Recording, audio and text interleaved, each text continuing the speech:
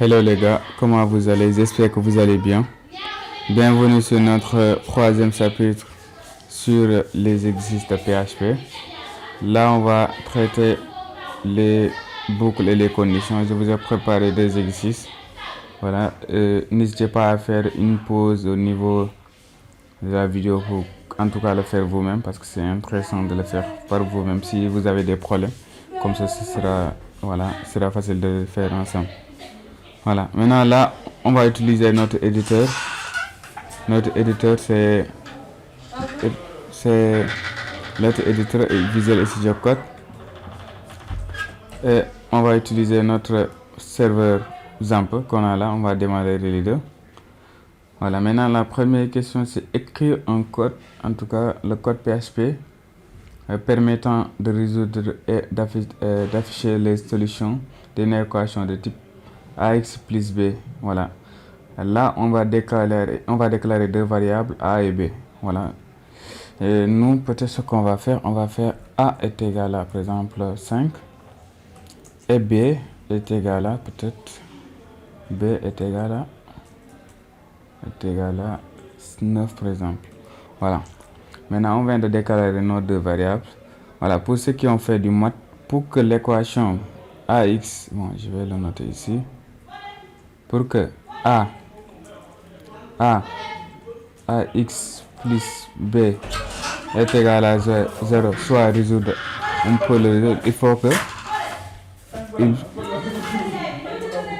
faut que A soit différent de 0. Voilà, il faut que ça soit différent de 0. Maintenant, pour vérifier cette condition-là, ça là, pour le traduire en PHP, on va faire if, par exemple, A est différent de 0, comme ça. Voilà. On peut mettre entre parenthèses.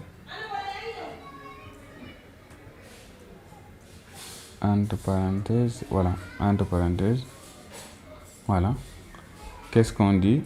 On dit si A est différent de 0, donc l'équation normalement peut se faire.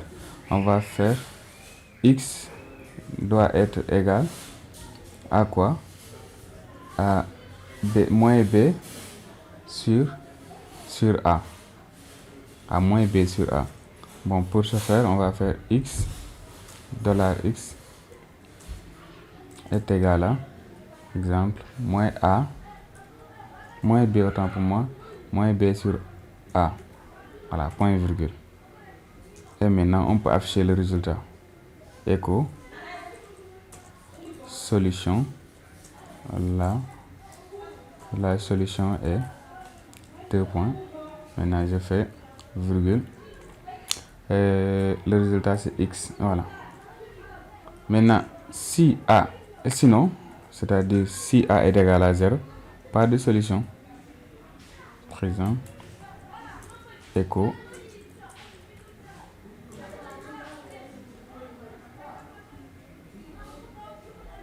pas de solution. Voilà, pas de solution. Là, j'ai pris le syntaxe de Python. Voilà, il faut l'entourer de entre côtes comme ça. Voilà.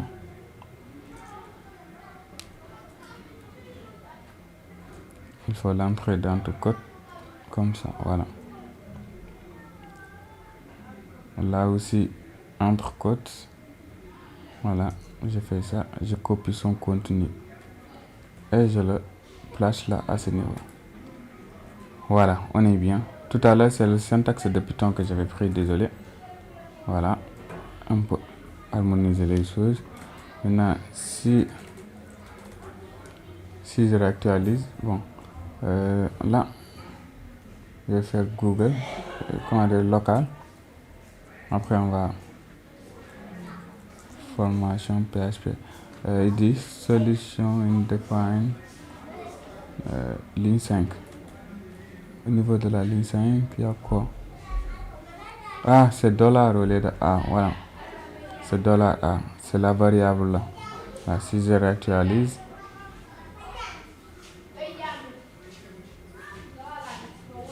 Ok, d'accord. là, je ne vais pas déclarer x dollar x est égal à nul. Voilà. On est bien maintenant. Là aussi, c'est des dollars. Voilà, dollars. Les variables sont toujours précédées d'un dollar. Voilà, dollar. Voilà, c'était ça l'erreur. Voilà, c'est bien. Heureusement qu'on commet ce genre d'erreur là, ça va nous permettre de vraiment bien comprendre la situation. Voilà, déjà là aussi on a oublié dollar. Voilà, juste pour vous montrer que ce signe là est très important. Voilà, là on vient de trouver, si je zoome, moins 1,8. Voilà, et normalement si vous faites le calcul, vous allez trouver le résultat. Voilà, si j'amuse à faire a est égal à 0, par exemple, je réactualise. Voilà, pas de solution. Voilà, premier exercice effectué. Voilà, maintenant, j'efface. J'espère que vous l'avez compris. Hein, voilà. Si ce n'est pas le cas, n'hésitez pas à me faire signe au niveau des commentaires. Ça me fait aussi plaisir de commettre certaines erreurs. Comme ça va vous permettre vous-même d'acquérir plus de compétences et de connaissances sur chaque problème en fait. Voilà. Maintenant, écrire un programme, écrire un programme, écrire le code PHP permettant de résoudre l'équation ax au carré en effectuant des valeurs, voilà, ainsi. Oh. Excusez-moi. Voilà, on affectera des valeurs entières à A, B et C pour faire les tests. Voilà. Par exemple, je vais déclarer une variable A est égale à 8. N'est-ce pas? A est égal à... Non, B est égal à... par exemple, 6. Voilà. Et $B, ou bien $C, est égal à... Voilà, 2. Voilà, on est bien. Maintenant, la première chose à faire, c'est quoi? C'est de pouvoir calculer delta. On va déclarer une variable qu'on va appeler delta. Delta, je vais faire un petit commentaire à ce niveau. Delta se calcule avec B au carré, B fois B, moins 4 fois AC. Voilà, AC. Voilà, pour ce faire, on va utiliser la fonction POW de $B, n'est-ce pas, au carré, moins 4 fois $A, 4 fois $A fois $C. Voilà. Là, on vient de faire B au carré moins 4 AC. Voilà, on a là. Maintenant, on va vérifier si les conditions sont là. Si, par exemple, si delta, par exemple, est positif. Non, on va commencer par si delta est positif, si on veut. Si delta est positif, par exemple,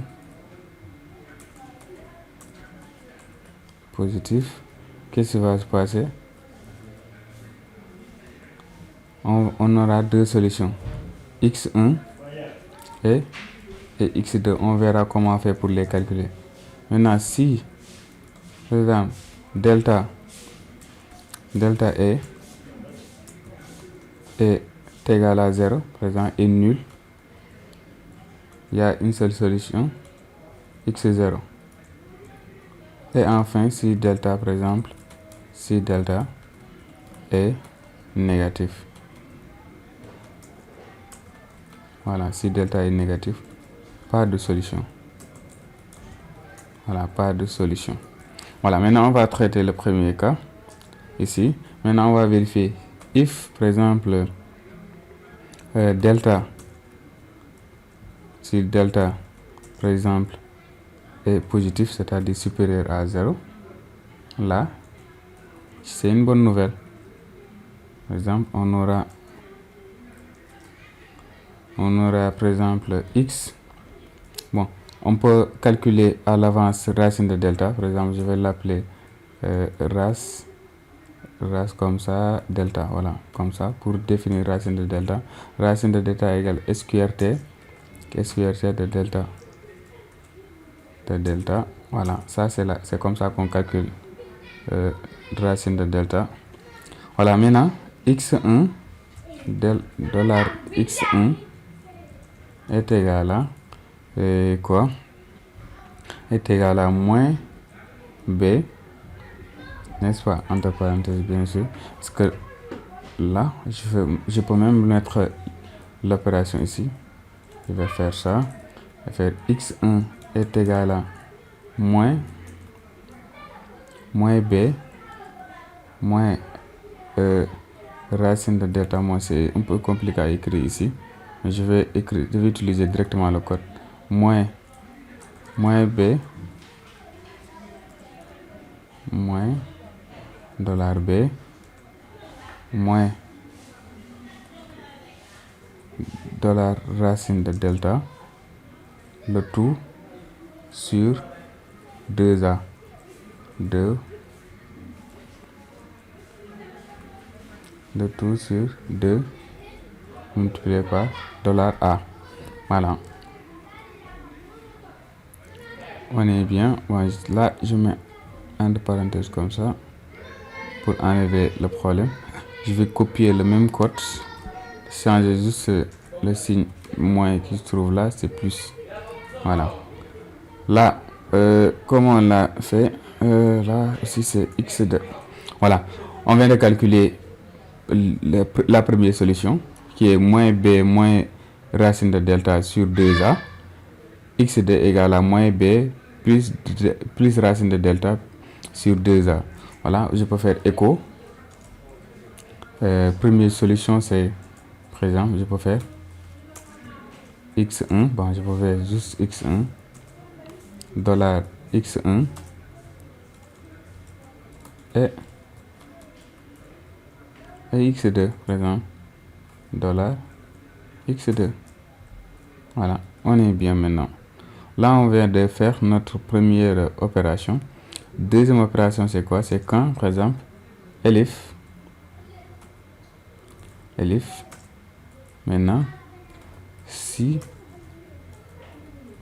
par exemple si delta par exemple est égal à 0. Voilà, si delta est égal à 0, là aussi on a une solution. La solution c'est x $x0 est égal à moins b, si je ne me trompe pas, moins b sur 2 voilà, sur 2 fois a. Voilà, sur 2a.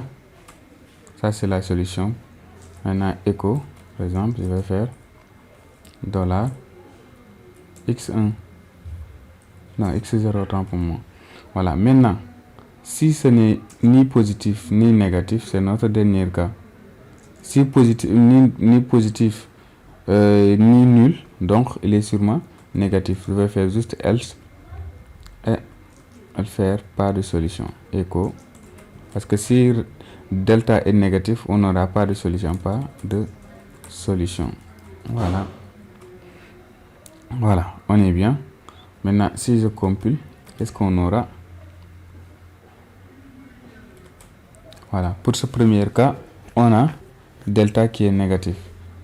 Voilà, on peut essayer de faire le calcul. Calculatrice, c'est juste pour vérifier, hein. Voilà, on n'était pas obligé de le faire. Bon, je vais mettre en mode standard. Maintenant c'est 6 fois 6. Oh. 6 fois 6, ça donne 36. Maintenant 36, maintenant 4, non, 8, voilà, 4 fois 8 fois 2, 64. Vous voyez, il est négatif parce que ce sera après 36 moins 64, ça fait moins 28. Delta est négatif.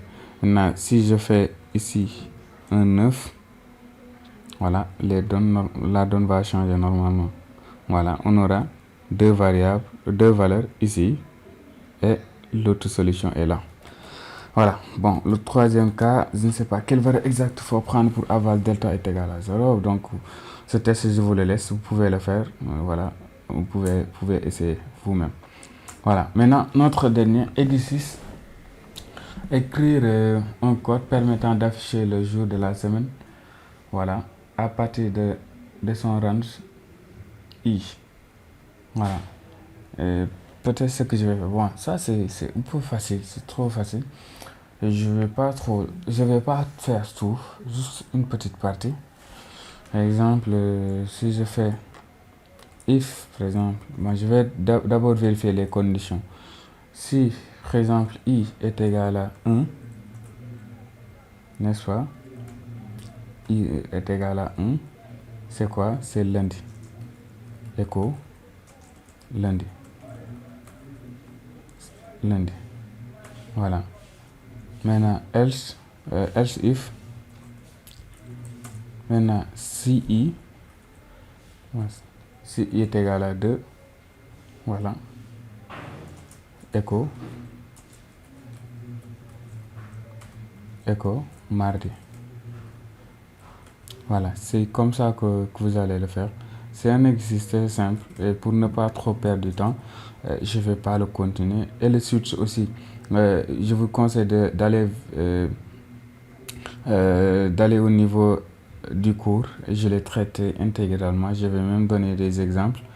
N'hésitez pas à aller là-bas pour vraiment faciliter la tâche. Voilà. Maintenant aussi, s'il y a certains qui ne l'ont pas trop saisi, n'hésitez pas à me faire ça, faire signe au niveau des commentaires. Comme ça, on va essayer de le traiter ensemble. C'est bien. Voilà, maintenant, on va à présent continuer sur notre deuxième exercice. Là, écrire le code PHP permettant de calculer et d'afficher la somme des entiers compris entre 1 et 100. Je vais faire for. Je vais déclarer une variable i et je vais l'initier à 1 et je vais dire tant que i par exemple est inférieur à 100, on va incrémenter.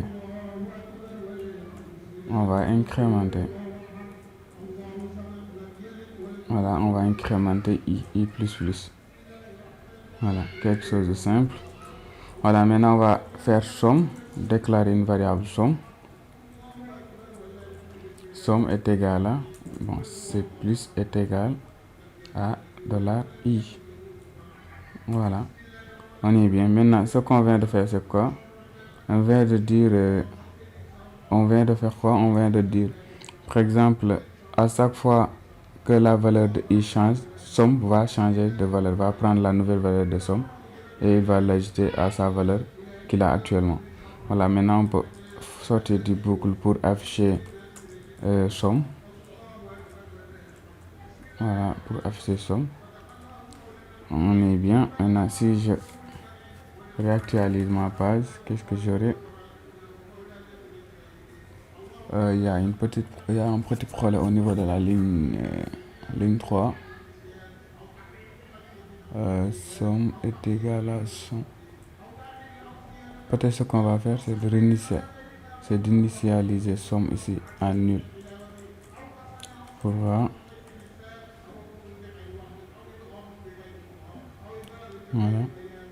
Voilà, c'est bon. C'est parce qu'on ne l'avait pas initialisé au début. C'est pourquoi. Voilà, des fois aussi ça fait rien, mais des fois c'est parce que là, regardez, au niveau du boucle, si on sort du boucle, normalement cette valeur là est limitée au niveau, la variable là est limitée au niveau du boucle, c'est pour qu'elle nous génère des erreurs. Maintenant, pour l'appeler hors du boucle, il faut l'initialiser à 0, ici à ce niveau. Voilà, maintenant on vient de faire la somme de 1 jusqu'à 100. Voilà. Deuxième question, c'est quoi encore? Écrire un code permettant de calculer et d'afficher la somme des entiers pairs. pair entre 1 et 100. Voilà, là, on va utiliser le même code, hein, voilà, rien de compliqué. Maintenant, on va dire if, on va vérifier if, par exemple, if $i, pourcentage, c'est-à-dire le reste de la division, pourcentage, voilà, pourcentage 2 est égal à 0. Voilà, ça veut dire que le reste de la division est égal à 0. C'est ça qu'on appelle pair. Qu'est-ce qu'on va faire? On va dire faire la somme. Voilà, faire la somme. On est bien, c'était juste cette modification là à faire. C'était de vérifier est-ce que la valeur de i est pair. Voilà, si c'est pair, on dit tu ajouteras au niveau de somme. Si c'est impair, on le saute. Si je réactualise, voilà, on a 2002. Est-ce que c'est cohérent? Bon, on va faire ça. Je vais copier ce bout de code, revenir un peu en arrière pour vérifier ce qu'on avait trouvé.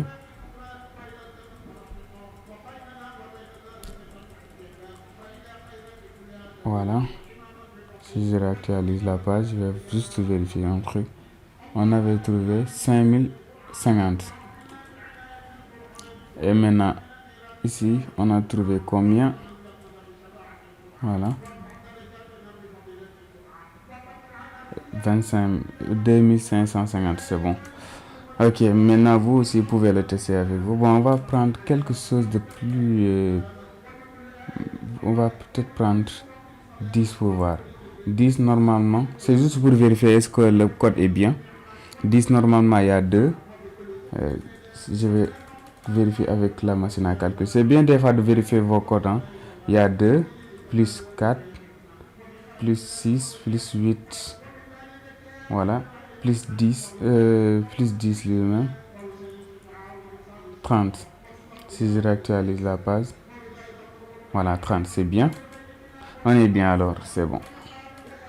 Parce que si vous voyez bien le résultat, parfait, on a 30. Voilà, c'était juste pour vérifier que si on avait bien trouvé. Voilà, on va rester sur 10. Voilà, parce que le fait de vérifier 100 et le fait de vérifier 10 est plus simple de vérifier 100. Voilà, c'est juste ça. Il n'y a pas quelque chose de compliqué. La troisième question, c'est écrire un code permettant de calculer et d'afficher la somme des entiers multiples de 3, compris entre... Voilà, les multiples de 3, c'est quand la division, par exemple, quand le reste de la division est égal à 3. Voilà, ok, comment dire, si on divise la valeur trouvée par 3, le reste doit être égal à 0. Voilà, maintenant, si je réactualise la page, voilà, on a 1683, c'est bon. Troisième question, c'est ça qu'on vient de traiter.